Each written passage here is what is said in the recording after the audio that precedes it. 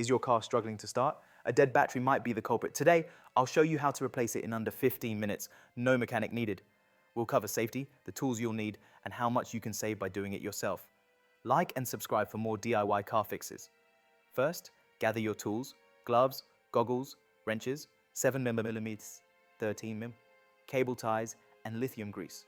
Remember to remove any metal jewelry, work in a ventilated area, and wear old clothes to avoid acid risks.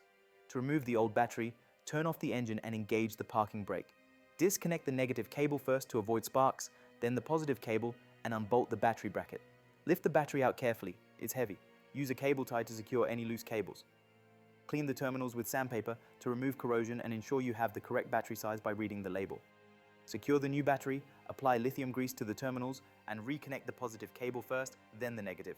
Avoid any metal contact between the terminals. Start the car to confirm it works, reset the clock and radio, and dispose of the old battery responsibly. Consider store trade-ins. Remember, disconnect negative first, reconnect positive first. Easy, right? Comment below if you'd try this. Check the description for tool links. Next week, how to jumpstart a car.